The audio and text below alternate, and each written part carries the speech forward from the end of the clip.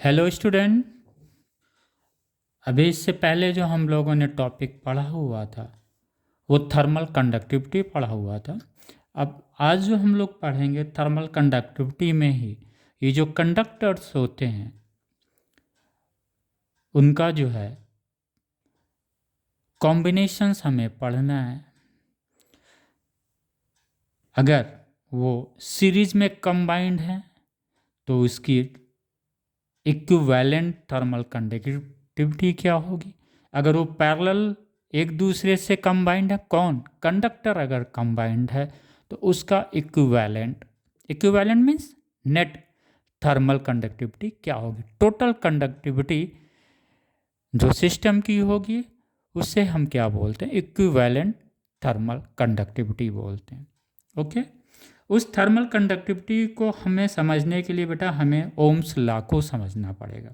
अगर हमने Ohm's law समझ लिया है तो जिस तरह से वहाँ पे रजिस्टेंस, इलेक्ट्रिकल रजिस्टेंस जिस तरह से सीरीज और पैरेलल में कंबाइंड हो रहे थे, सिमिलरली सेम उसी तरह से ये जो थर्मल कंडक्टिविटी का जो थर्मल रजिस्टेंस आएगा सेम पैटर्न पे ही उसका कंबाइंड होगा, वो चाहे सीरीज में हो चाहे वो पैरेलल हो। ओके, जैसे हम लोगों ने पढ़ा हुआ था, ये अगर ये रजिस्टेंस है R1, ये रजिस्टेंस है R2, ये रजिस्टेंस है R3।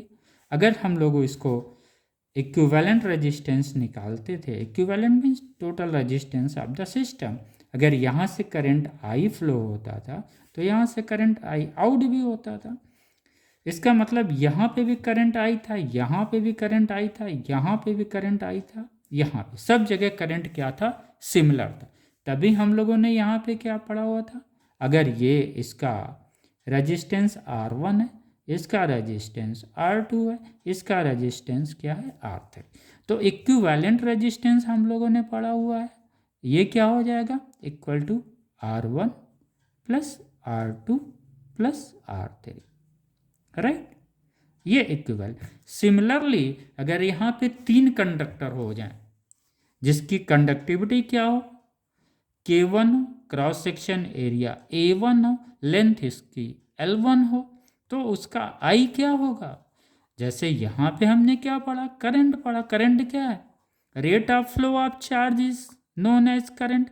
इस I को ही हम यहाँ पे जब थर्मल का चैप्टर पढ़ते हैं तो ये जो I है यहाँ पे हम लोग कंसिडर करते हैं क्या, dQ/dt, rate of flow of heat with respect to time. यानी यहाँ पे हम लोग I की जगह क्या ट्रीट कर लें बेटा, I treated as a dQ/dt। Very good, clear हो गया हम लोगों का यहाँ पे कॉन्सेप्ट, बिल्कुल।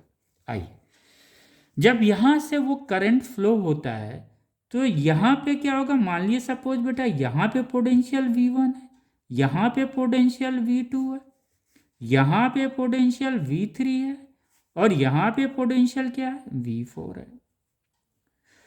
यानी ये जो करंट कैसे फ्लो करता है बेटा, from high potential to low potential. Current flow का डायरेक्शंस क्या होता है, हाई पोटेंशियल से low potential. Okay, second point हम लोग कोरिलेट करने की कोशिश कर रहे हैं।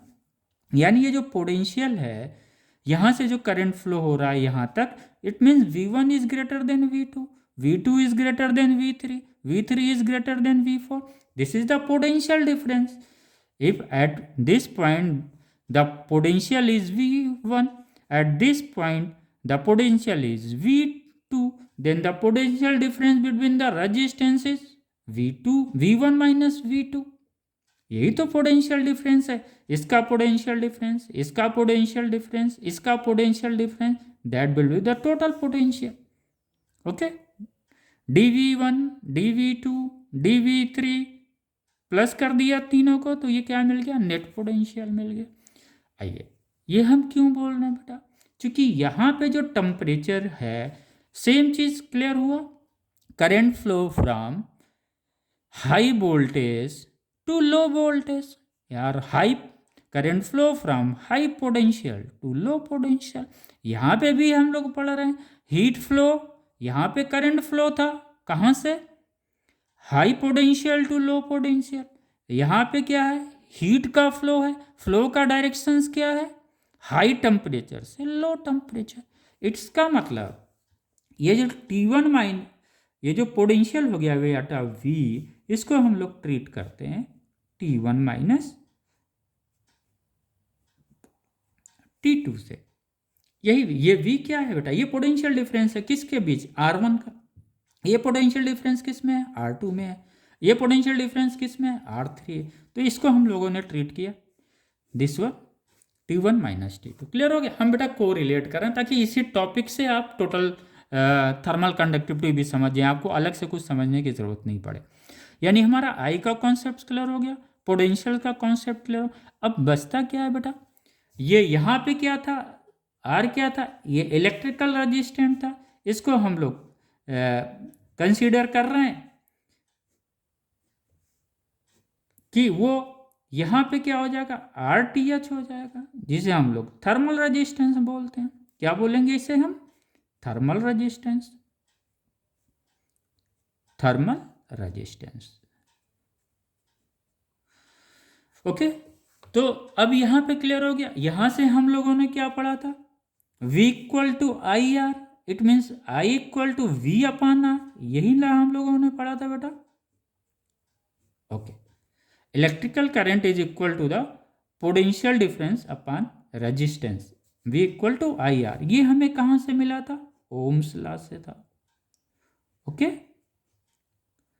इसको भी हम लोगों ने similar analogous of Ohm's law की तरह ही इसको लेके चलना है, similar to the Ohm's law.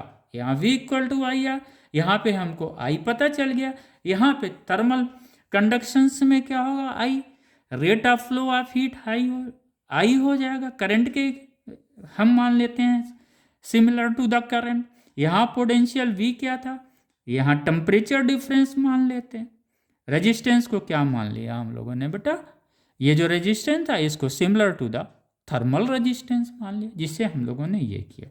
आइए अब बेटा मेरे पास, हम लोगों के पास क्या है, ये है, यही है ना, rate of flow of heat is directly proportional to the temperature difference of hot face to the cold face. Rate of flow of heat is directly proportional to the cross section area, this area of the conductor, inversely proportional to the distance between the hot face and cold face, right, dq dt। यहाँ पे हम लोगों ने dq dt को किस तरह से मान लिया बेटा, I की तरह लिख लेते हैं, dq dt ये I हो गया। V क्या माना गया हम लोगों ने बेटा, T1 minus T2, T1 minus T2। Okay right, R अब लिखते हैं फिर हम लोग। जब हम लोगों ने T1 माइनस T2 यहाँ पे ले लिया तो बचा क्या, KA और L बचा यहाँ पे। इसका मतलब this one L upon KA। इसको हम ऐसे भी लिख सकते हैं, T1 माइनस T2 अपान RTH। क्लियर हो गया बेटा, ये यही मेन चीज़ है यहाँ पे, RTH क्या है, it's a thermal resistance which is equal to this one. यही चीज़ आपको निकालनी थी यहाँ से, यानी हमें याद नहीं करना, हमें चीज़ों को समझना है। थर्मल रेजिस्टेंस क्या हो जाएगा, ये this one is equal to L upon KA। Okay बच्चों, तो ये हमारा बहुत सिंपल सा तरीका था समझने का, और मुझे लगता है ये आप समझ गए हैं। यहाँ पे भी इलेक्ट्रोस्टैटिक में ये चीज़ें आपको थी, ओम्स लॉ का था, यहाँ क्लियर हो गया। करंट क्या है, it's a rate of flow of, similar to the rate of flow of heat. Potential क्या था, temperature difference, similar to the temperature difference of the conductor. और इलेक्ट्रिकल रेजिस्टेंस क्या आया, similar to the thermal resistance. इसकी value क्या आ गई, this one. Okay, अगर किसी कंडक्टर का लेंथ L है, इसका क्रॉस सेक्शन एरिया A है, और इसकी मटेरियल की थर्मल कंडक्टिविटी K है, तो उसका थर्मल रेजिस्टेंस क्या होगा, क्लियर हो गया बेटा? ये सिंपल एक हमने लिया हुआ है, this one is a conductor, right? इसका लेंथ ये दिस वन इज एल है, क्रॉस सेक्शन एरिया ए है, उसका जो मटेरियल जिससे वो बना हुआ है उसकी थर्मल कंडक्टिविटी क्या है, के है। क्योंकि मटेरियल अगर चेंज होगा बेटा तो क्या होगा, थर्मल कंडक्टिविटी भी चेंज होगी। इसलिए जब क्वेश्चन में देता है टू जो है two conductors are with similar material, two conductors made of similar material, इसका मतलब सिमिलर मटेरियल्स का मतलब क्या हुआ, वो क्वेश्चंस में आपको क्लियर कर रहा है कि दोनों की थर्मल कंडक्टिविटी सेम होगी। क्योंकि थर्मल कंडक्टिविटी क्या है, किस पे डिपेंड करता है, it depend on to the nature of the material also. Okay, temperature के लिए सेपरेट क्वेश्चन रहेगा बेटा, वो टेम्परेचर वो T1 और T2 का टेम्परेचर नहीं है। अगर के की हम बात करें कि टेम्परेचर बढ़ने की वजह से के जो है डिक्रीज करता है किसी भी मटेरियल का, अगर हम टेम्परेचर बहुत अधिक, ये T1 T2 किसके लिए, it is for the flow of the heat है। इस टेम्परेचर का कुछ हीट होगा, लेकिन उसी हीट को अगर हम बढ़ा देते हैं तो क्या होगा, उसकी जो है कंडक्टर की थर्मल कंडक्टिविटी क्या होती है, डिक्रीज कर जाती है। क्योंकि जब हम ये सेपरेट टॉपिक मैं पढ़ा रहा हूँ बेटा, इससे रिलेटेड नहीं, बस सिर्फ अपने नॉलेज को थोड़ा सा स्ट्रेच करने की हम लोग कोशिश कर रहे हैं। ओके, तो ये क्या है, ये थर्मल कंडक्टिविटी किस पे डिपेंड करती है, thermal conductivity depend on to the nature of the material as well as the temperature of the conductor increases then thermal conductivity decreases. क्यों डिक्रीज करता है उस पर भी हम लोग थोड़ी सी बात कर लेते हैं। जब भी हम कंडक्टर की, सॉलिड कंडक्टर को हम टेम्परेचर बढ़ाते हैं, इंक्रीज करते हैं, इसका मतलब इसको हीट देते हैं। तो जब हम हीट देते हैं तो जो इसके मॉलिक्यूल्स होते हैं कंडक्टर के, उसके जो काइनेटिक एनर्जी है वो इंक्रीज कर जाती है। ओके, वो काइनेटिक एनर्जी क्या करती है, इंक्रीज करती है। क्यों इंक्रीज करती है, क्योंकि हीट मिलने के बाद मॉलिक्यूल्स क्या होते हैं, एक्साइटेड हो जाते हैं। क्यों एक्साइटेड होते हैं, क्योंकि उनकी काइनेटिक एनर्जी इंक्रीज कर जाती है। और जब ये काइनेटिक एनर्जी मॉलिक्यूल्स की इंक्रीज की तो ये क्या करेगा, rate of flow of heat को क्या करेगा, स्लो डाउन कर देगा। क्योंकि वो खुद ऑलरेडी एक हाई टेम्परेचर पे होने की वजह से उसका काइनेटिक एनर्जी जो है, all kinetic energy, rotational, vibration and translational, all three kinetic energy use to increase किसका, कंडक्टर के मॉलिक्यूल्स का, जो थोड़ा सा क्या करेगा, rate of flow of heat को डिक्रीज कर देगा। यानी उसका थर्मल कंडक्टिविटी क्या होती है, डिक्रीज कर जाती है। यानी जब भी हम टेम्परेचर बढ़ाएंगे, इस टेम्परेचर की हम बात नहीं कर रहे हैं बेटा, हम इस मटेरियल की नॉर्मल टेम्परेचर की हम बात करें। ये सब कुछ नहीं है, बस सिंपल एक मटेरियल है, उसके बारे में हम स्टडी कर रहे हैं। ओके, क्लियर हो गया? अगर हम मटेरियल का टेम्परेचर बढ़ाते हैं तो मटेरियल्स के जो मॉलिक्यूल्स होते हैं उनकी काइनेटिक एनर्जी इंक्रीज कर जाती है, जिसकी वजह से ये के क्या होता है, डिक्रीज कर जाता है, जिसकी वजह से rate of flow of heat उसके अंदर स्लो हो, डिक्रीज कर जाता है। क्लियर हो गया? ओके, इसलिए क्वेश्चंस में देता है बेटा, जैसे two rod of same material combined in a series और कंबाइंड इन ए पैरेलल। तो जहां सवाल में आया 2 rod or 3 rod or 4 rod or 5 6 whatever the number is, it is not a material. Material is that how we are going to receive the concepts. तो के का clear हो गया? ओके, अब हम लोगों ने ओम्स लॉ को देख लिया, उससे सिमिलर कंपैरिजन करते हुए हम लोगों को क्या पता चल गया बेटा, थर्मल रेजिस्टेंस। ओके, तो के का क्लियर हो गया part. It's a very important बेटा, कंपटीशंस में भी आता है। अगर हम किसी कंडक्टर सॉलिड का अगर हम लोग टेम्परेचर इंक्रीज करते हैं तो इसका थर्मल कंडक्टिविटी पे क्या इफेक्ट पड़ेगा, तो ये क्लियर हो गया। फिर से रिपीट करने की ज़रूरत तो है नहीं, आप सीधे कहाँ पे जाएंगे, इसके मॉलिक्यूल्स के काइनेटिक एनर्जी पे जाएंगे, आपको यहीं से कॉन्सेप्ट्स आना शुरू हो जाएगा। ओके, तो when ever the temperature increases, ये थर्मल कंडक्टिविटी क्या करेगा, डिक्रीज करेगा। राइट। जब थर्मल कंडक्टिविटी डिक्रीज करेगा तो rate of flow of heat भी क्या करेगा, डिक्रीज करेगा। ओके, तो हम लोगों का इतना पोर्शन बच्चों क्लियर हो गया। हम लोगों ने क्या पाया, हम लोग पाए थर्मल रेजिस्टेंस के बारे में। अब ये एक कंडक्टर है, राइट बेटा। इसी तरह से हमने 2, 3, 4, 5, 6 जितने मैक्सिमम कंडक्टर चाहें, अगर हम कहते हैं हमें सीरीज में जोड़ना है तो हम इसी के अटैच करते चले जाएंगे, राइट। इसी को हम अटैच करते चले जाएंगे। 1 कंडक्टर, 2 कंडक्टर, 3 कंडक्टर, वो एक सीरीज में होगा। सीरीज में होने से क्या होता है बेटा, सीरीज में होने से क्या एडवांटेज होता है, दिस वन। अगर ये सपोज बेटा एक रॉड है, इसके क्रॉस सेक्शन एरिया क्लियर है, क्या है, दिस वन। सपोज बेटा this one is a rod, इसका सपोज ये इसका लेंथ L1 है और ये L2 लेंथ पे है, ये दिस वन लेंथ, ये एक रॉड हो गया। अगर उस रॉड का बेटा हम ये कहते हैं उसकी थर्मल डिफरेंट मटेरियल के हैं, इसकी थर्मल कंडक्टिविटी K1 है, उसका क्रॉस सेक्शन एरिया बेटा यहाँ पे ये मान के चलिए A1 है, और ये चूंकि हमने यहाँ पे समझने के लिए बेटा सेम क्रॉस सेक्शन एरिया लिया हुआ है, राइट, इसको K2 A2 मान लिया। लेकिन यहाँ पे ये बेटा ये है दिस वन, यहाँ पे भी यही क्रॉस सेक्शन एरिया है, ओके। वो यहाँ पे इस पर नहीं दिखाई पड़ेगा, ये क्या है, ये भी क्रॉस सेक्शन एरिया A2 है। यहाँ पे हम लोगों ने क्या लिया है बेटा, A1 इक्वल टू A2।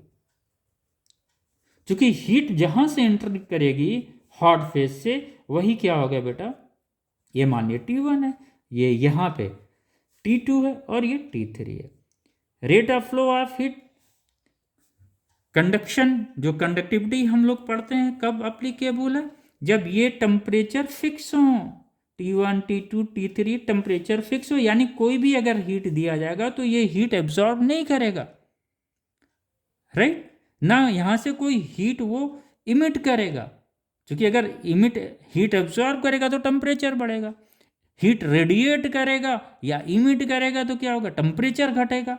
यानी ना वो हीट एब्जॉर्ब कर रहा है और ना वो हीट इमिट कर रहा है। इसका मतलब एवरी क्रॉस सेक्शन एरिया पे टेम्परेचर क्या होता है, फिक्स्ड हो जाता है। क्लियर हो गया। तो जब ये टेम्परेचर फिक्स रहते हैं तभी ये कंडक्शंस हम लोग स्टडी करते हैं बेटा। dq बाई dt तभी अप्लीकेबल है when this is in A steady state.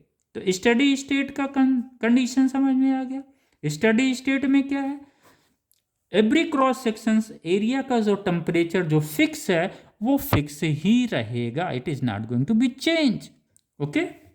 तो स्टडी स्टेट का कॉन्सेप्ट क्लियर हो गया। यानी एवरी क्रॉस सेक्शन एरिया जो टेम्परेचर है वो फिक्स रहेगा। ये टेम्परेचर हीट देने पे या हीट रेडिएट होने से उस क्रॉस सेक्शन एरिया से उस पर कोई फर्क नहीं पड़ना है। यहाँ पे T1 T1 ही रहेगा, T2 T2 ही रहेगा, T3 T3 ही रहेगा, बेशक हम जितना भी हीट सप्लाई करें, ओके। क्लियर हो गया बेटा, राइट। तो ये हमारा स्टडी स्टेट में हो गया। क्योंकि हम सिंपल कैलकुलेशन करना चाह रहे हैं समझने के लिए, इसलिए हम लोगों ने यहाँ पे और यहाँ पे दोनों जगह क्रॉस सेक्शन एरिया हम लोगों ने सेम ले लिया। अदरवाइज हम चाहते तो ये भी एरिया ले सकते थे सीरीज में जोड़ने के लिए। एक कंडक्टर ये हो गया बेटा, उसका क्रॉस सेक्शन एरिया ये A1 हो गया। इस तरह से न्यूमेरिकल मिलते हैं आपको, नीट या जेई में इस तरह के न्यूमेरिकल मिल सकते हैं। इसका क्रॉस सेक्शन एरिया A1 है। दूसरा हमने जो वहाँ पे इसका सपोज L1 लेंथ है और ये जो है सपोज इसका क्रॉस सेक्शन एरिया हमने चेंज कर दिया, ये हो गया L2 लेंथ। अब यहाँ पे बेटा क्या हुआ, ये उसका cross section area this one A2 हो गया। अब जब इसमें हम हीट फ्लो लेंगे बेटा तो इसके लिए dq dt क्या हो जाएगा बेटा, dq dt क्या हो जाएगा, KA2 हो जाएगा। इसका जो भी टेम्परेचर हो, T1 है, T2 है, T3 है। तो ये चूंकि T1 is greater than T2, T2 is greater than T3, तो यहाँ पे हीट फ्लो इसी डायरेक्शन में होगा। तो क्या हो जाएगा, T2 माइनस T3 अपन L2। क्लियर हो गया बेटा। इसका dq dt ये, इसका dq dt ये हो जाएगा। तो ये क्लियर होना चाहिए क्रॉस सेक्शन एरिया में, क्योंकि बच्चे कंफ्यूज हो जाते हैं ना कि ये सर यहाँ पे तो हम लोगों ने सेम क्रॉस सेक्शन एरिया में सीरीज और पैरेलल निकाला था, यहाँ पे तो डिफरेंट चीज़ आ गई। बिल्कुल डिफरेंट है। डिफरेंट क्या है, सिर्फ क्रॉस सेक्शन एरिया ही चेंज हुआ है। इसका मान लिया अगर K2 है तो ये क्या हो जाएगा बेटा, K2 हो जाएगा। इसका क्रॉस सेक्शन एरिया A1 है तो A1 हो जाएगा। हॉट फेस, इस कंडक्टर का हॉट फेस कहाँ है, ये है। इस कंडक्टर का कोल्ड फेस कहाँ है, ये है। तो temperature difference between the hot face and cold face, this one हो गया बेटा। और ये क्या हो जाएगा, दिस वन है L1। तो इसका जो है rate of flow of heat क्या है, ये आएगा, that will be the different one. इसमें क्या होगा, rate of flow of heat different होगा फ्रॉम फर्स्ट वन। तो ये क्लियर हो गया बेटा क्रॉस सेक्शन से एरिया का। आइए हम लोग अब थोड़ा सा एक एक प्रूव करते चले। सीरीज कॉम्बिनेशंस को ले लें आगे, वेरी गुड, ले लेते हैं। सीरीज कॉम्बिनेशंस में, सीरीज कॉम्बिनेशंस में हम थर्मल कंडक्टर्स लेते हैं, और ये थर्मल कंडक्टर्स हम लोग मान के चलते हैं रॉड्स में, रॉड्स के फॉर्म में, right. This one is the rods. हमने दो रॉड्स यहाँ पे अटैच कर दिया, 1 and 2। वन रॉड का जो सरफेस एरिया है वही सेकेंड रॉड का भी सरफेस एरिया हम लोगों ने ले लिया बेटा, A1 equal to this one. Length क्या है, L1 और L2 है। अभी इसको भी हम लोग सेम कर लेंगे ताकि क्लियर हो जाए कि हम पढ़ना क्या चाहते हैं। ओके बेटा, अब हम लोगों ने पढ़ा हुआ था यहाँ पे कि जो थर्मल रेजिस्टेंस होता है कितना होता है, L/Ka।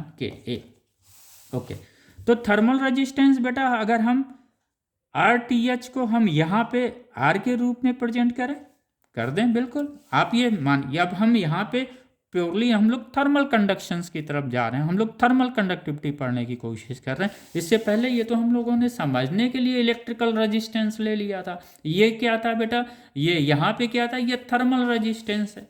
ये क्या है, ये थर्मल रेजिस्टेंस था, राइट। तो थर्मल रेजिस्टेंस को R मान लिया बेटा। अब यहाँ पे हम लोग R लेके चलेंगे। अगर हम R ऐसे लेते हैं सिंपल एक कंडक्टर का, तो हम लोगों ने क्या पढ़ा था, L/Ka, यही ना पढ़ा हुआ था। अगर ये सीरीज में है, ये सीरीज में है, तो इसका इक्विवेलेंट क्या हो जाएगा बेटा, R1 + R2। क्या हो जाएगा, R1 + R2, ये होगा इसका इक्विवेलेंट, राइट। आइए R1 क्या है बेटा, दिस वन। R1 यहाँ पे रॉड पे क्या है, L1। अगर मटेरियल उसके अलग हैं तो इसका K1 हो जाएगा। इसको हम A1 मान लेते हैं। ये R2 हो गया बेटा, ये क्या हो गया, L2, K2, A2 हो गया। अब आइए बेटा, एक चीज़ समझना होता है इक्विवेलेंट में हमेशा, जब भी पैरेलल और सीरीज कंबाइंड करते हैं आप कंडक्टर्स को, तो यहाँ पे एक चीज़ क्लियर होना चाहिए, हमारा बेसिक कॉन्सेप्ट्स।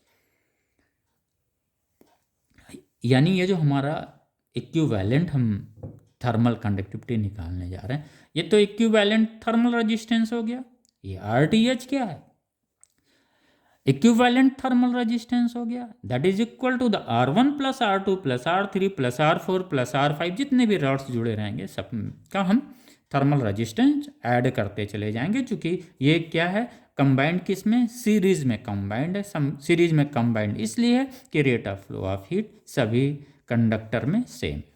तो ये क्या हो गया बेटा, पहला अप्रोच हमारा क्या था, इक्विवेलेंट थर्मल रेजिस्टेंस। अगर हमारा इक्विवेलेंट थर्मल रेजिस्टेंस निकल जाएगा तो हम अपने इक्विवेलेंट थर्मल कंडक्टिविटी निकाल लेंगे। ओके, अगर हम इक्विवेलेंट थर्मल कंडक्टिविटी की बात करें यहाँ पे बेटा, के इक्विवेलेंट की अगर हम बात करें तो सेम डेफिनेशन से अगर हम जाएंगे तो क्या होगा बेटा, L1 L/Ka1। यहाँ पे देखिए बेटा, अगर इक्विवेलेंट की हम बात करें तो ये तो हमारा लेंथ टोटल यही हो गया, क्रॉस सेक्शन एरिया हमारा यही है, मटेरियल हमारे क्या है, डिफरेंट है, इसलिए इसकी हमको वैल्यू निकालनी है। तो इसका क्या हो जाएगा, दिस वन बेटा क्या हो जाएगा, L1 + L2 हो जाएगा। हमें क्या निकालना है, हमें निकालना है बेटा L1 + L2 हो गया, राइट। और हाँ, L1 + L2 कहाँ से निकला बेटा, हाँ यहाँ से, R इक्विवेलेंट हम लोग निकाल रहे हैं बेटा, R equivalent thermal resistance equivalent, ये हमारा R1 + R2 हो जाएगा। लेकिन यहाँ पे हमें क्या मिल रहा है, L1 टोटल क्या है लेंथ L1 प्लस L2, यहाँ पे ये क्या हो जाएगा बेटा, यही के हमको फाइंड आउट करना, इसका equivalent into cross section area, वो ऐड नहीं होगा बेटा, यहीं पे बच्चे गलती कर देते हैं ना, क्रॉस सेक्शन एरिया ऐड नहीं होगा, क्योंकि एंट्री जहाँ से हो रही वही, जहाँ से हीट की एंट्री हो रही हम इसी एरिया को लेंगे, यहीं पे आप लोग गलती कर दे, क्योंकि आपको लगता है मैंने इसका डिस्टेंस ऐड कर दिया तो A1 प्लस A2 भी कर दें, नहीं बेटा ये मिस्टेक नहीं करिएगा। तो ये क्या हो जाएगा, दिस वन आर इक्विवेलेंट, इसके हिसाब से ये हो गया। अब हम इसकी अगर वैल्यू रख दें बेटा तो क्या हो जाएगा, हमें तो थर्मल कंडक्टिविटी इक्विवेलेंट निकालना है, ऐसे कर लें, आइए यहीं पे कर लेते हैं। तो इसको हम यहां पे रख दें तो ये क्या हो जाएगा बेटा, आर ई का ये यहां पे रखते हैं L1 plus L2 upon thermal conductivity equivalent यानी total thermal conductivity into this equal to R1 कितना है बेटा, L1 अपान K1 A1 मान लेते हैं, R2 कितना है, L2 upon K2 A2, K2 is the thermal conductivity of the second rod, K1 is the thermal conductivity of the first rod। इतना clear हो गया। आइए, यानी हमको क्या मिला बेटा, length of one rod, length of one rod plus length of two rod, thermal conductivity equivalent of the system or of the combinations of the rod, this one cross section area not changes, it is A, this one is equal to L1 thermal resistance of the first rod, this one is the thermal resistance of the second rod, K2 A2, okay। now अब ये हमारा आ जाएगा बेटा, ऐसे निकाल लीजिए चाहे ऐसे, अब हम लोग थोड़ा सा सिंपल करते हैं, right. This one is the A1 A2 cross section area. अब हम लोग क्या लेते हैं बेटा, अब ये क्या हो जाएगा, A1 और A2 दो क्रॉस सेक्शन एरिया, तो अलग अलग फिर चीज़ें हो जाएंगी, इसलिए हम लोग यहीं पे बेटा cross section area A he consider कर लेते हैं, यहीं पे कंसिडर कर लेंगे ताकि आप लोगों को कोई कन्फ्यूजन्स ना हो। लेकिन ये चीज़ हमेशा ध्यान रहे, ये एरिया ये क्रॉस सेक्शन एरिया ही है। तो A1 is equal to A2 बेटा, A1 is equal to A2 cross section area of this is equal to the cross section area of the second rod, that is A, right. तो हम A1 A2 की जगह यहीं पे हम A लिख दें, बिल्कुल लिख दीजिए। तो यहाँ पे हमने क्या लिख दिया, A कर दिया, ये A कर दिया हमने, right. A1 A2 equal to A1 A2 equal to A, और मान लीजिए सपोज कर लेते हैं L1 equal to L2 equal to L मान लेते हैं, उसका लेंथ भी हम लोग मान लेते हैं सेम है, फिर निकालते हैं, निकलने तो यहीं से निकल जाएगा के इक्विवेलेंट बेटा, जब क्वेश्चन दिया रहेगा तो आप के यहाँ L1 L2 की वैल्यू रखेंगे, के इक्विवेलेंट यहीं से निकल जाएगा, इसके लिए कोई फार्मूला आपको अलग से नहीं कैलकुलेट करना। आइए, तो ये क्या हो जाएगा बेटा, 2L हो गया, ये क्या हो गया, के इक्विवेलेंट। थर्मल कंडक्टिविटी इक्विवेलेंट निकालने के लिए हमें क्या करना पड़ेगा, इक्विवेलेंट थर्मल रेजिस्टेंस निकालना पड़ता है, okay. This one is the ए, यहाँ पे हो गया आपका L अपान एक कॉमन ले लें, यहाँ से L अपान एक कॉमन ले लिया गया, तो क्या बचा बेटा, 1 अपान K1 प्लस 1 अपान K2, ये दिस वन कट गया, this is going to be 2 upon thermal conductivity equivalent thermal conductivity, वही हमें निकालना। इक्विवेलेंट थर्मल कंडक्टिविटी निकालने के लिए हमें क्या निकालना पड़ता है, इक्विवेलेंट थर्मल रेजिस्टेंस लेना पड़ता है। तो इसको कर लेते हैं बेटा, कॉमन ले लेते हैं, तो क्या हो जाएगा, K1 plus K2 upon K1 into K2, तो K इक्विवेलेंट आ जाएगा बेटा, this is the equivalent thermal conductivity of the two rods, 2 K1 K2 upon K1 plus K2। ये कब हो गया, ये सीरीज में जब हो गया, वो जब कंडक्टर्स क्या है, सीरीज में है, तो इसका क्या है, इक्विवेलेंट थर्मल कंडक्टिविटी क्या हो गया, 2k1 इंटू K2 अपन K1 प्लस K। याद नहीं करना बेटा, बस आप क्वेश्चन तो आप यहीं से लगा देंगे, यहीं से ही आप क्वेश्चन पिक करके यहीं पे सॉल्व कर देंगे, ये इतना प्रोसेस आपको नहीं करना पड़ेगा।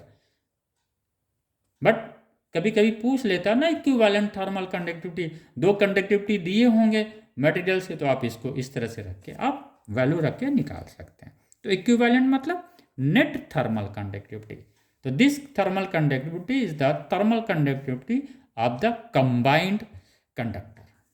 तो ये सीरीज का हो गया बेटा। आइए हम लोग पैरेलल का भी लिख, हाँ अब आपको मैं बता रहा हूँ, देखिए अगर एरिया बेटा अलग अलग है, जैसे अभी हम लोगों ने एक उदाहरण लिया था, दिस वन एग्जाम्पल, यहाँ पे क्या था बेटा, एरिया अलग अलग है। क्या है, एरिया अलग अलग है, तो इसका हम थर्मल कंडक्टिविटी निकालेंगे। ये जो हमारा निकलेगा इसका थर्मल रेजिस्टेंस समथिंग होगा, क्योंकि ये थर्मल रेजिस्टेंस क्या है बेटा, इस पर डिपेंड कर रहा है, L/K, यानी इसके मटेरियल पे डिपेंड कर रहा है, इसके लेंथ पे डिपेंड कर रहा है, और इसके क्रॉस सेक्शन एरिया पे डिपेंड कर रहा है। यानी यहाँ पे जो हमारी थर्मल कंडक्टिविटी है, थर्मल रेजिस्टेंस आएगा ये, और यहाँ पे जो थर्मल रेजिस्टेंस आएगा ये दोनों अलग अलग होगा, क्योंकि यहाँ का क्या है, क्रॉस सेक्शन एरिया अलग, और थर्मल रेजिस्टेंस है क्या, L/Ka है। अगर मटेरियल सेम है इसका और इसका, तब तो थर्मल कंडक्टिविटी भी सेम होगी, राइट। क्योंकि थर्मल कंडक्टिविटी क्या होता है बेटा, साइज शेप पे डिपेंड नहीं करता है, it depend on to the nature of the material. ये चीजें क्वेश्चंस में आपको मिलेगी, और यहीं पे आप कंफ्यूज नहीं होना है आपको, राइट। इसके साइज और शेप कुछ भी हो, मटेरियल अगर सेम है तो इसकी थर्मल कंडक्टिविटी और इसकी थर्मल कंडक्टिविटी भी क्या होगी, सेम होगी। यानी जब इस तरह के क्वेश्चन आए तो जो आगे सेम क्रॉस सेक्शन एरिया है जहां का, यहाँ का हम अलग से निकालेंगे। फिर ये डिफरेंट क्रॉस सेक्शन एरिया, इसका अलग, क्योंकि दोनों में क्या है, rate of flow of heat different आपको मिलेगा, क्योंकि क्रॉस सेक्शन एरिया चेंज हुआ है, उसका लेंथ भी चेंज हुआ है। क्योंकि हम लोगों ने पढ़ा था ना बेटा, this DQ rate of flow of heat is directly proportional to the cross section area of the hot face. Hot face हमेशा ध्यान में रखिएगा, कंफ्यूज कभी कभी बच्चे हो जाते हैं ना, ये कोल्ड फेस को भी एरिया, नो, जहां से हीट इन हो रही है और जहां से हीट ट्रांसफर होगी, हीट ट्रांसफर कहां से होगी, from high temperature to low temperature. इसका मतलब जो हॉट फेस होगा, जहां पे हाई टेम्परेचर होगा बेटा, उस पोर्शन के क्रॉस सेक्शन एरिया को आपको लेना है। यानी क्वेश्चंस में कोई कंफ्यूजन आपको नहीं होना चाहिए, कौन सी चीज कहां पे पिक करनी है, ये चीजें हमेशा ध्यान में रहे। यही छोटी छोटी चीजें बच्चे मिस्टेक होती है, जिससे हम लोग रिकलेक्ट नहीं कर पाते हैं कि हमें कैसे क्वेश्चंस की तरफ जाना है। तो ये हमारा क्लियर हो गया। इसी सीक्वेंस में बेटा हम लोग पैरेलल भी लगा लें, ताकि एकदम कॉन्सेप्ट क्लियर हो जाए।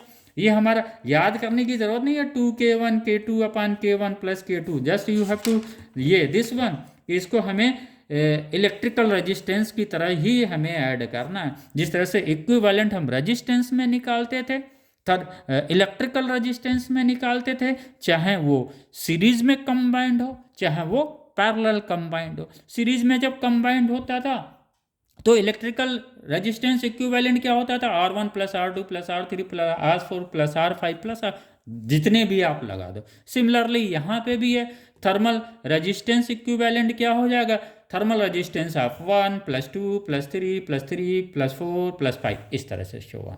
आई होप बेटा आपको को रिलेट कर रहे होंगे आप चैप्टर्स को, ऐसे ही चैप्टर पढ़ा जाता है, ताकि फिजिक्स के न्यूमेरिकल में आपको सोचना नहीं रहे। ओके, तो हम लोग बेटा फिर पैरेलल भी यहीं पे कर लेते हैं। आइए करते हैं पैरेलल।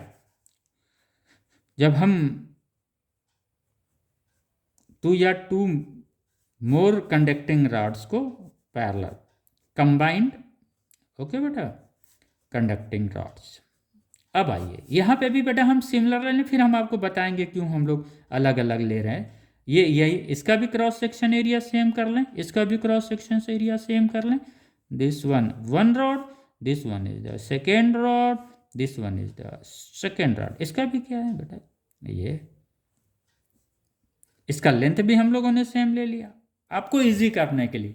लेकिन मतलब आपका जो सोचने का नजरिया हो सकता है इसका क्रॉस सेक्शन एरिया अलग हो, इसका क्रॉस सेक्शन एरिया अलग हो। तो जब इसका क्रॉस सेक्शन एरिया सपोज अलग है, तो बेटा हम ये मान लीजिए K1 है, इसका क्रॉस सेक्शन एरिया A मान लेते हैं। अभी मैं आपको बताता हूँ बेटा कैसे होगा, क्योंकि आप क्रॉस सेक्शन में बिल्कुल मत कंफ्यूज होइएगा, क्योंकि आप सेपरेट स्टडी कर रहे हैं। आपको पता है यहाँ पे से जो हीट जाएगा, दिस वन हीट, अगर ये इसके मटेरियल डिफरेंट हो, क्रॉस सेक्शन एरिया डिफरेंट है, तो आपको पता है rate of flow of heat भी क्या होगा, दोनों में डिफरेंट डिफरेंट होगा।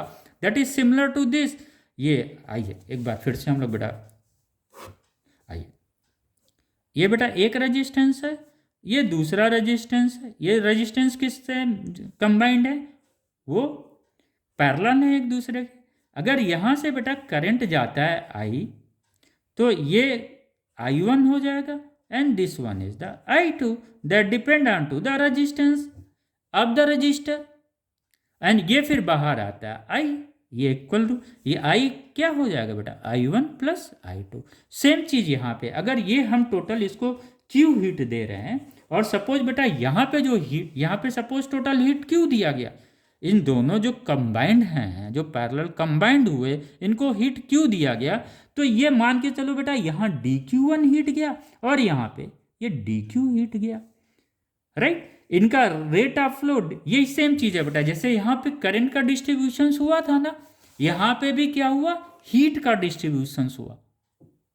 हमको नहीं लगता कोई कंफ्यूजन होना चाहिए, नहीं बिल्कुल कंफ्यूजन नहीं है, राइट। तो हम इसको पैरेलल फिर ऐड कर लें। पैरेलल के लिए हम लोगों ने क्या पढ़ा था बेटा, यही ना पढ़ा हुआ था। इसका अगर सपोज ये R1 है, ये R2 है, तो पैरेलल अगर कंबाइंड है तो इक्विवेलेंट रेजिस्टेंस क्या हो जाएगा बेटा, 1/R1 प्लस 1/R2, राइट। ये हो गया। तो सेम चीज ये किसके लिए है बेटा, ये इलेक्ट्रिकल के लिए है, और हम लोगों ने पढ़ा हुआ था रेजिस्टेंस में क्या है बेटा, thermal resistance RTH equal to R/L/K, ये हम लोगों ने पढ़ा हुआ था। Very good.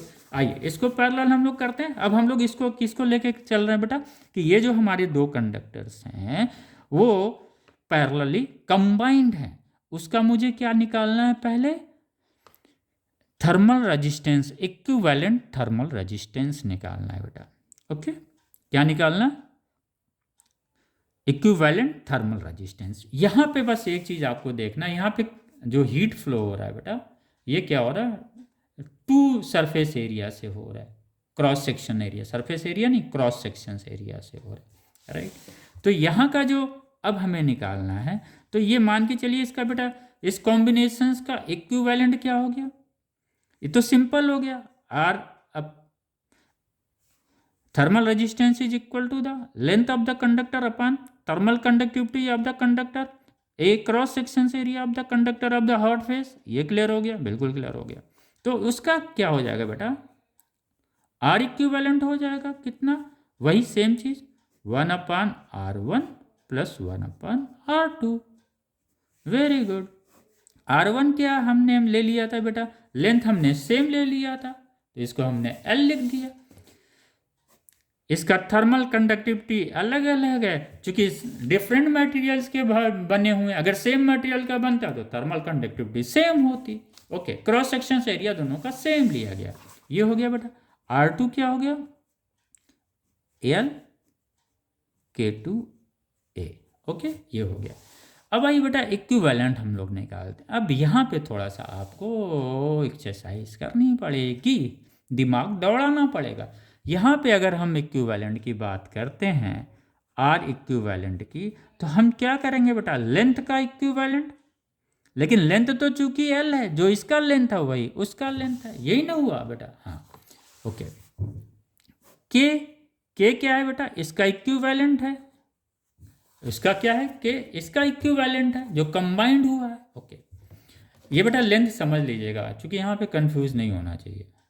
थर्मल रेजिस्टेंस का जो हम इक्विवेलेंट निकाल रहे हैं टोटल, उसका जो लेंथ हम कंसीडर करेंगे, सिर्फ यही लेंथ करेंगे, क्योंकि जो हीट ऑफ फ्लो है सिर्फ इतने ही लेंथ पे हो रहा है। ये नहीं कि आप ए भी L1 जोड़ दीजिएगा, वहाँ पे L2 जोड़ दीजिएगा। जैसे सीरीज में हम लोगों ने बताया था कि ये नहीं करना, एरिया को नहीं जोड़ना, क्योंकि एरिया तो एक ही है जहाँ से वो पास हो रहा है, जिसका क्रॉस सेक्शन एरिया है। लेकिन यहाँ पे क्या है बेटा, दो जगह वो हीट पास हो रहा, दो क्रॉस सेक्शन एरिया पे पास हो रहा पैरेलल होने पे। एक क्रॉस सेक्शन एरिया ये है और दूसरा क्रॉस सेक्शन एरिया ये है। इसका मतलब हम जब एरिया लेंगे तो बेटा 2 लेंगे, a प्लस ए। क्लियर हुआ? क्लियर नहीं क्लियर हुआ बेटा? जो यहाँ पे हम लोगों ने निकाला हुआ था दिस वन, ये तो एक क्रॉस सेक्शन एरिया पे ना ये आया था, राइट? क्लियर हुआ? लेकिन अगर हम एरिया क्रॉस सेक्शन एक कंबाइन कर रहे हैं तो एक एरिया यहाँ पे और बढ़ा रहा है ना, हीट कहाँ फ्लो हो रहा है? एल लेंथ पे ही फ्लो हो रहा है, लेकिन कितने एरिया में फ्लो हो रहा है? यहाँ पे तो 2 एरिया में फ्लो हो रहा है ना बेटा, एक इस क्रॉस सेक्शन एरिया पे फ्लो हो रहा है और एक इस क्रॉस सेक्शन एरिया पे फ्लो हो रहा है। तब हम क्या करेंगे, यहाँ पे इक्विवेलेंट जो एरिया आएगा, जो रिजल्टेंट एरिया इसके लिए हम लोग लेंगे बेटा, वो एरिया जोड़ लेंगे। अगर 4 जुड़े हुए हैं तो a plus A plus A plus A. अगर एरिया डिफरेंट होगा तो क्या करेंगे, a1 plus a2 plus a3 plus a4 plus a5। Clear? ये हम लोगों के पास आ गया बेटा। And this one is equal to 1/r1 plus 1/r2। r1 कितना है बेटा? लिख दिया जाए k1a, सॉरी हाँ बेटा, ये दिस वन हो गया, राइट? r1 कितना है? ये तो हम लोगों का r इक्विवेलेंट और अपान के, वेरी गुड। अभी हम लोग यहाँ पे रखेंगे। अब इसकी वैल्यू हम लोग रख दें। थर्मल रेजिस्टेंस इक्विवेलेंट निकालना है हमें। मान लिया हमने थर्मल कंडक्टिविटी जो है पूरे सिस्टम की क्या है, के है, इसको के इक्विवेलेंट लिख दिया, तो इसकी वैल्यू हम लोग यहाँ पे रख दीजिए। तो ये क्या हो जाएगा बेटा, के इक्विवेलेंट जो हमें फाइंड आउट करना है, ये क्या हो गया, ए प्लस ए हो गया, ये अपन क्या हो गया, एल हो गया। सिमिलरली बेटा यहाँ पे रख देते हैं हम लोग, ये आर इक्विवेलेंट है, थर्मल रेजिस्टेंस का इक्विवेलेंट है। आर वन क्या है बेटा, एल अपन के वन ए, तो ये क्या हो जाएगा, के वन ए अपन एल प्लस ये R2 है बेटा, R2 है, हम यहाँ ये R2 की वैल्यू यहाँ पे रख देंगे। ये क्या हो जाएगा बेटा, K2A upon L, A common है, ये कितना हो जाएगा 2A थर्मल कंडक्टिविटी का equivalent, K equivalent L A upon L equal to क्या हो जाएगा बेटा, K1 प्लस K2। तो ये कट गया। देन के equivalent thermal conductivity equivalent of the combinations combined rods का, 2 रॉड्स अगर हमने लिया हुआ है तो बेटा ये K1 प्लस K2 अपन 2, राइट? ये आ गया हमारी वैल्यू। ये क्या है, इक्विवेलेंट थर्मल कंडक्टिविटी है जब 2 रॉड है। अगर 3 रॉड है तो K1 plus K2 plus K3 plus K5/2, right? इस पे सवाल क्वेश्चन आ सकता है बेटा। नहीं तो जनरली क्या होगा, 4-5 दे देंगे, पूछेगा थर्मल कंडक्टिविटी इक्विवेलेंट क्या होगा, तो आपका वही K1 plus K2 plus K3 plus K4 plus K5 divided by 2। This is the thermal conductivity, equivalent thermal conductivity. तो हमको लग रहा है बेटा क्लियर हो गया, बहुत सिंपल तरीके से हम लोगों ने पढ़ा हुआ। बस कॉन्सेप्ट हमारे दिमाग में एक ही चीज़ होना चाहिए, जो भी हमने पढ़ा है ये हमारा जो है rate of flow of heat है, जहाँ पे क्रॉस सेक्शन एरिया ये है। अगर डिफरेंट क्रॉस सेक्शन एरिया होगा फिर हमारे कॉन्सेप्ट दूसरी तरीके से चलेंगे। ओके बेटा, क्लियर हो गया? अब कोई पॉइंट है नहीं, आपको लग रहा है समझ में आ रहा है। आप चाहें तो फिगर बना सकते हैं, अपने नोटबुक में लिखना चाहें तो लिख लीजिएगा। बाकी चीज़ें हम लोगों ने डिस्कशंस में क्लियर कर लिया। यही तरीका होता है बेटा डिस्कस करने का, राइट? पैरेलल कॉम्बिनेशंस में बेटा क्या है, ये हम लोगों ने एक सिमिलरली ओम्स लॉ, जो एनालॉगस से ओम्स लॉ से हम लोगों ने किया था, वो थर्मल कंडक्टिविटी हो गया। टेम्परेचर डिफरेंस यहाँ पे क्या हो गया बेटा, पोटेंशियल की तरह बिहेव करेगा। थर्मल रेजिस्टेंस क्या करेगा, similar to the electrical resistance की तरह बिहेव करेगा, यानी I भी है, V भी है और R भी है, करंट भी है, पोटेंशियल भी है और रेजिस्टेंस भी है। तो V इक्वल टू IR से इसको हम लोगों ने आसान कर लिया। ओके बेटा, ये हम लोगों ने पैरेलल वाला जो किया था अभी पढ़ा हुआ था, सिंपल था, कुछ था नहीं। और इक्विवेलेंट थर्मल कंडक्टिविटी बेटा K1 इक्विवेलेंट थर्मल कंडक्टिविटी बेटा K1 प्लस K2/2, सिंपल जो अभी हम लोगों ने कैलकुलेट किया था, उसमें कोई नई चीज़ नहीं है। पैरेलल के लिए हम लोगों को पता है, हम लोग यही यूज़ करते थे इलेक्ट्रिकल रेजिस्टेंस में, सेम चीज़ हमने यूज़ किया। बस एक चीज़ हमेशा ध्यान रखना है, इसका जो इक्विवेलेंट थर्मल कंडक्टिविटी निकालना है तो इससे पहले हमें उसका इक्विवेलेंट थर्मल रेजिस्टेंस निकालेंगे। जब हमें इक्विवेलेंट थर्मल रेजिस्टेंस मिलेगा फिर हम इससे इक्विवेलेंट थर्मल कंडक्टिविटी निकाल देंगे। यानी कॉन्सेप्ट इसके लिए आपको नज़र किस पे रखनी है बेटा, क्रॉस सेक्शन एरिया पे रखनी है, राइट। तो this one is clear, okay. Combined in series, same चीज जो अभी हम लोगों ने डिस्कस किया बेटा, सिंपल इलेक्ट्रिकल रेजिस्टेंस की तरह यहाँ पे भी क्या करेंगे, आगे इक्विवेलेंट थर्मल रेजिस्टेंस निकालेंगे और इक्विवेलेंट थर्मल रेजिस्टेंस निकालने के बाद हम क्या कैलकुलेट करेंगे, equivalent thermal conductivity of the system of the conductors, okay. बस एक चीज ध्यान में रखना, अगर मटेरियल सेम है तो थर्मल कंडक्टिविटी भी सेम होगी, क्योंकि थर्मल कंडक्टिविटी यहाँ पे बेटा ये मटेरियल पे ही डिपेंड करती है, it does not depend on to the size, shape और एनीथिंग, ओके। ये जो थर्मल कंडक्टिविटी होती है वो बेटा किसी पे डिपेंड नहीं करती, वो सिर्फ मटेरियल पे डिपेंड करती है। वो ना टेम्परेचर पे डिपेंड करेगी, ना क्रॉस सेक्शन एरिया, कुछ पे नहीं डिपेंड करेगी। It depend on to the nature of the material and its own temperature, okay. जो उसका टेम्परेचर होगा उस पर डिपेंड करेगी, इस टेम्परेचर पे नहीं जहाँ पे फ्लो ऑफ हीट हो रहा। और ये हीट का फ्लो जो हम स्टडी कर रहे हैं बेटा, कॉम्बिनेशन, ये स्टडी किस पे कर रहे हैं, जब rate of flow of heat जो है ऐसे कंडक्टर पे हो रहा है जो स्टडी स्टेट में है। स्टडी स्टेट में होने का मतलब हुआ कि उसके क्रॉस सेक्शन एरिया पे जो टेम्परेचर फिक्स होगा वही फिक्स होगा, चाहे जितनी भी हीट इसके अंदर दी जाए, ओके, क्लियर। वो हीट रेडिएट भी, इमिट भी नहीं करेगा, क्योंकि उसको उसी टेम्परेचर पे फिक्स रहना है। तो इस कंडक्टर को हम ये बोलते हैं कि this is at steady state, okay. तो स्टडी स्टेट पे ही ये dQ/dt पॉसिबल है और यहीं पे उसकी स्टडी होती है। तो एक चीज़ क्लियर हो गया, स्टडी स्टेट होना चाहिए, फ्लो ऑफ हीट में क्या होना चाहिए, स्टडी स्टेट होना चाहिए। ये तभी अप्लीकेबल है, कब, स्टडी स्टेट के लिए ही अप्लीकेबल है। When the conductor is at steady state then this is applicable, dQ/dt equal to Ka, temperature difference upon length. दूसरा, the thermal conductivity of the conductor only depend on to the nature of its material and its temperature. If the temperature of conductor increases, then the thermal conductivity of the material or the thermal conductivity of the conductor decreases. Why it is decreases? Since once we raise the temperature of the material of the conductor, then what will happen, the kinetic energy of the molecules, all the kinetic energy, rotational, vibrational and translational, all are increased, and due to this it slow down the flow of heat passes through it, and we can say the thermal conductivity decreases once its temperature increases. Now again repeated, concept must be clear. ये हमारा सिर्फ steady state पे ही applicable है। This rate of flow is only and only applicable on to the steady state of the conductor, और हमारे syllabus में सिर्फ स्टडी स्टेट पे ही क्वेश्चन है, ओके बेटा। आई होप थोड़ा सा मैंने कोशिश भी किया नीट में। देखिए बेटा, मेन हमारा बच्चों पढ़ाने का ऑब्जेक्ट ही, मैं आपको बेसिक कॉन्सेप्ट्स देने की कोशिश कर रहा हूँ, ताकि वो जो बेसिक कॉन्सेप्ट्स रहेंगे तो इस पर आप 50 क्वेश्चन सॉल्व कर डालेंगे, 50-60 क्वेश्चन आप सॉल्व कर लेंगे, तो क्लियर हो गया। इस पे न्यूमेरिकल्स आते हैं और अच्छे न्यूमेरिकल बनते हैं। बस आपके दिमाग में होना चाहिए thermal conductivity of the material किस पे डिपेंड करता है, one nature of the material plus it's own temperature.